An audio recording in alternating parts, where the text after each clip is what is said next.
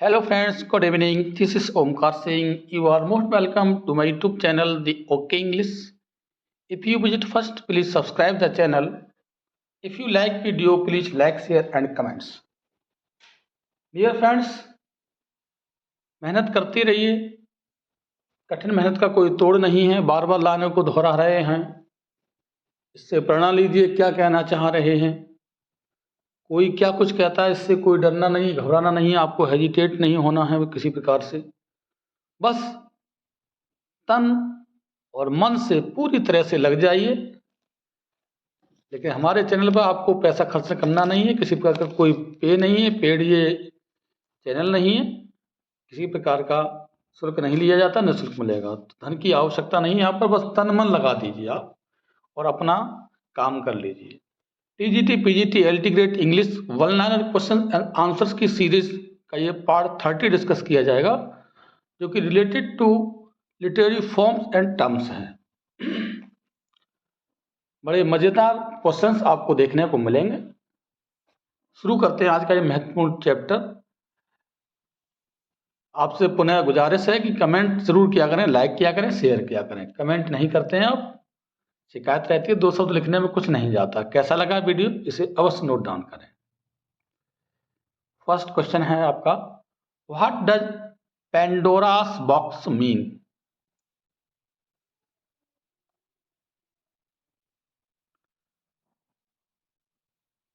आपको बताना है पेंडोरास बॉक्स का मतलब क्या है. मतलब पेंडोरा का पिटारा, इसका मीनिंग क्या है. A process that once begin creates many complicated problems.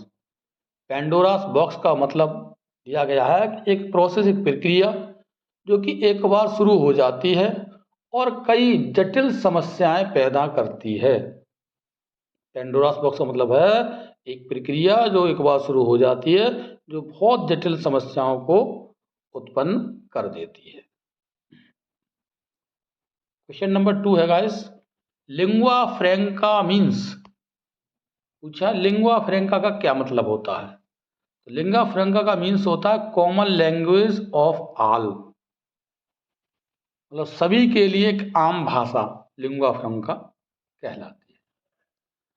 बहुत ही महत्वपूर्ण क्वेश्चंस हैं, वेरी इंपॉर्टेंट क्वेश्चन है और धमाकेदार इस वीडियो की एंट्री आपके सामने आ रही है. Aphorism, what do you mean the word aphorism. Aphorism क्या होता है. इसे कहते हैं सूक्ति. Statement condensing much wisdom in a few words. Statement वह कथन जो बहुत कुछ ज्ञान को समेटने वाला हो. मतलब कुछ एक स्टेटमेंट जो कि एक बड़ा ज्ञान समेटे हुआ हो, इन ए फ्यू वर्ड्स, चंद शब्दों में. मतलब चंद शब्दों में एक हम सूक्ति जिसे कहते हैं एफोरिज्म. आप संस्कृत में खासतौर सूक्तियाँ आती हैं तो उनमें छोटा सा कुछ वर्ड्स होंगे, 2-4 उसका बृहद मीनिंग निकलता है, उसे एफोरिज्म कहा जाता है. क्वेश्चन नंबर 4 है, a poem that captures the essence of a movement in a simple image is. एक पोयम होती है जो एक आंदोलन के सार को सरल छवि में पकड़ती है. वह क्या कहलाती है. हैकू. हैकू क्या कहलाती है. हाइकू या हैकू. देखिए हैकू क्या होता है, थोड़ा सा इसके बारे में जान लेते हैं. ये भी पूछ लिया जाता है व्हाट इज हैकू. देखा, a haiku is an unrhymed Japanese poetic form. देखिए क्वेश्चन बन जाता होगा क्या है. एक अनराइम्ड है, अर्थात इसमें तुकबंदी नहीं है, जापानी पोएटिक फॉर्म है. That consist of 17 syllables. इसमें कितने सिलेबल्स होते हैं. 17 सिलेबल्स होते हैं. Arrange in the 3 lines. 3 line में ये अरेंज की जाती है. Containing 5, 7 and 5 syllables. इसमें 5, 7 और 5 सिलेबल्स पाए जाते हैं. अब आप जोड़ लीजिए 5, 5, 10 और 7, 17 सिलेबल. मतलब पहले 5 फिर 7 फिर 5, इस तरह 3 लाइन्स की होती है। Respectively a haiku expresses much and suggests more in the fewest possible words। Meaning इसकी समझ लेते हैं गाइस। कह रहे हैं कि हाइकू एक अभिव्यक्त जापानी काव्य रूप है जिसमें कितने होते हैं, 17 शब्दांश होते हैं जो क्रमशः 5, 7 और 5 शब्दांशों को रखे हुए होती है। और कहा गया है कि जो हाइकू होती है एक बहुत ही कुछ काफी व्यक्त करता है और कम से कम शब्दों में अधिक सुझाव देता है, इसका मतलब हाइकू होता है। मतलब 3 लाइनों की कविता काफी चीजों को आपको जो है बताएगी। 5th नंबर है heroic couplet is a pair of. Heroic couplet एक पेयर होता है, दोहा होता है। क्या होता है ये? Rhyming iambic pentameter lines. Heroic couplet होता है 4 पंक्तियों की, मतलब मोस्टली इसमें क्या होती है, तुकबंदी होती है, 2 लाइनें होती हैं। पेयर मतलब जोड़ा, जो राइमिंग आइम्बिक पेंटामीटर लाइंस बोली जाती है। क्वेश्चन नंबर 6 है हीरोइक क्वाट्रेन। हीरोइक क्वाट्रेन क्या होता है? वो तो अभी कपलेट था, वो 2 लाइन का था। तो 4 लाइन्स स्टेंजा इन आइम्बिक पेंटामीटर, ये भी आइम्बिक पेंटामीटर में 4 लाइन का स्टेंजा होता है क्वाट्रेन। 7 नंबर है इंटरनल राइम इज। जो इंटरनल आंतरिक जो तुकबंदी होती है वो क्या होती है? तो राइमिंग ऑफ 2 और more words in the same line of poetry. मतलब पोइट्री की एक ही पंक्ति में 2 या 2 से शब्दों की तुकबंदी। मतलब कविता की एक ही पंक्ति में 2 या 2 से अधिक शब्दों की तुकबंदी को आंतरिक राइम कहा जाता है।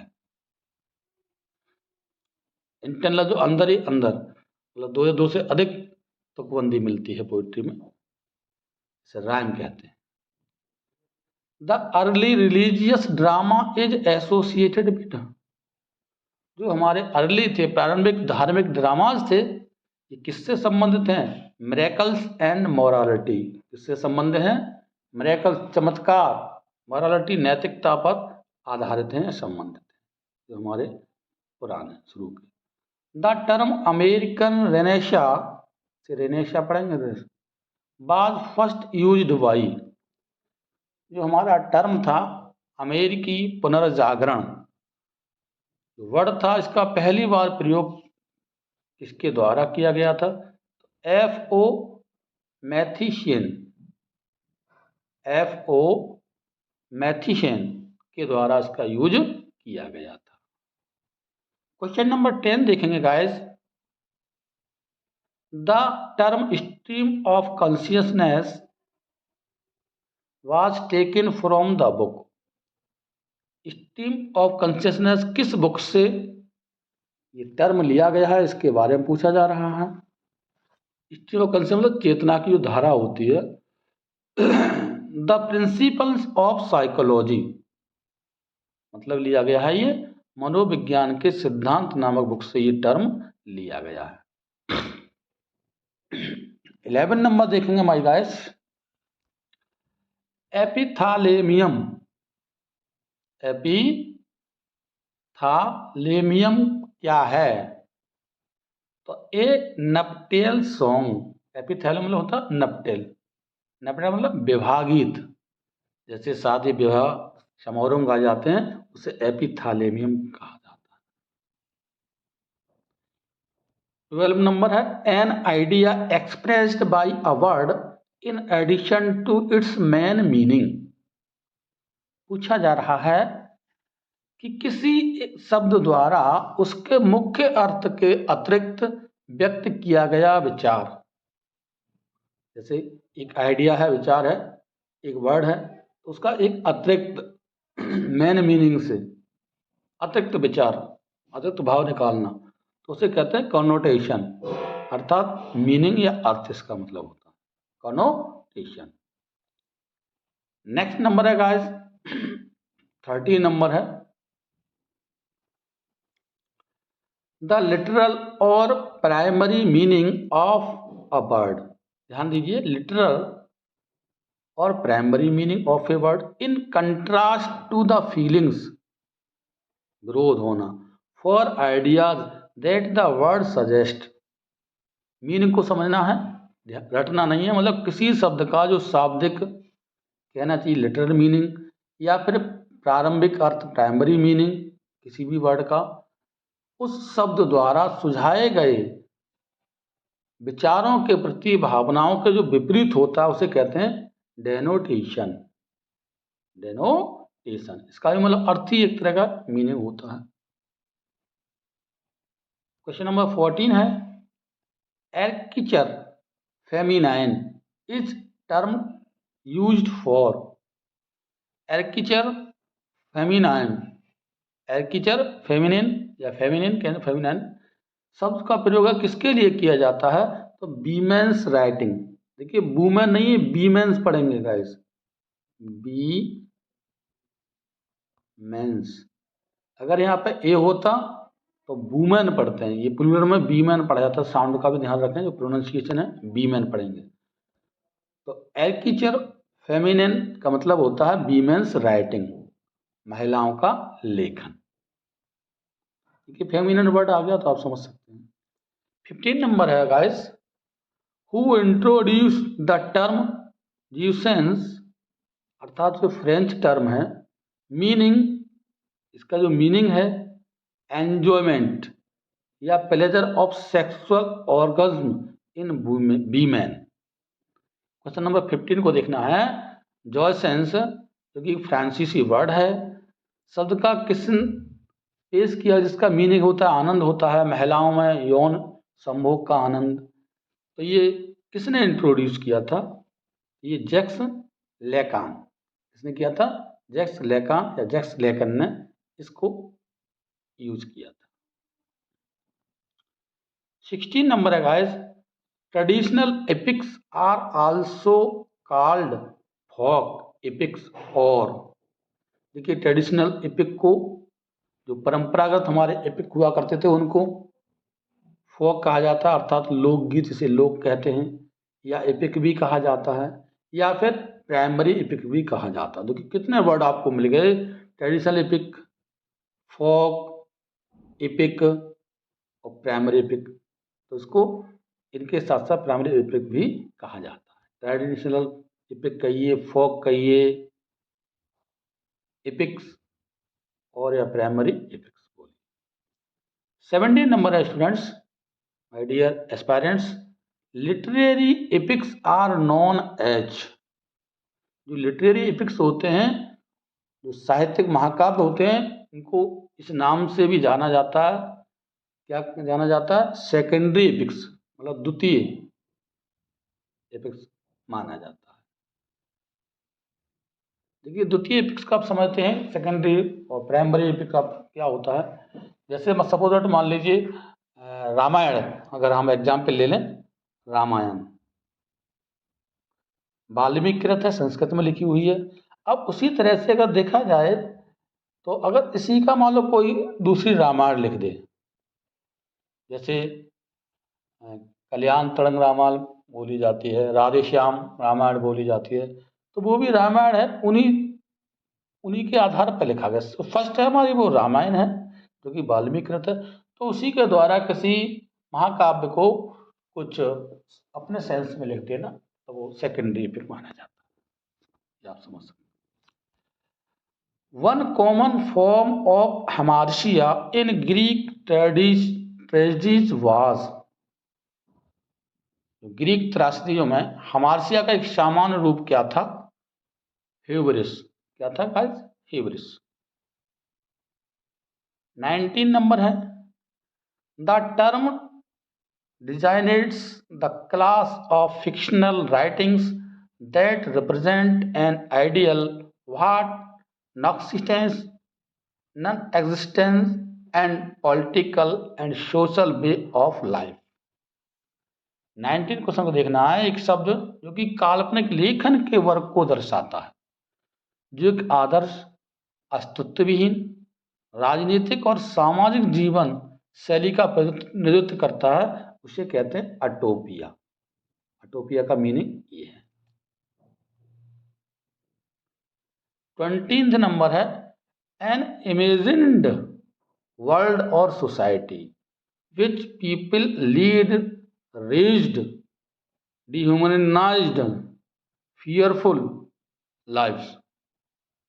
मतलब एक कल्पित दुनिया या समाज जिसमें लोग दयनीय, अमानवीय, भयभीत जीवन जीते हैं, वो कहता है डिस्टोपिया। क्या बोला जाता है? डिस्टोपिया। तो आज के लिए गाइस ये 20 क्वेश्चन थे हमारे। वीडियो कैसा लगा जरूर लिखें। अगर मज़ा आ रहा है आपको पढ़ते हुए, आनंद आ रहा है, अच्छा लग रहा है, तो लिखने में कोई गुरेज नहीं है। अगर बुरा लग रहा है तो भी लिख दो, वो भी एक्सेप्ट किया जाएगा। मेहनत करते रहिएगा। सफलता पाने के लिए, सीढ़ियों को छोटा करने के लिए, मंजिल को छोटा करने के लिए आप मेहनत करिए। ऑटोमेटिक मंजिल आपकी छोटी हो जाएगी और आप सेलेक्ट हो जाएंगे। आपका मज़ा आएगा जीवन में। 2025 आपके लकी होगा। Thanks for watching this video. Take care.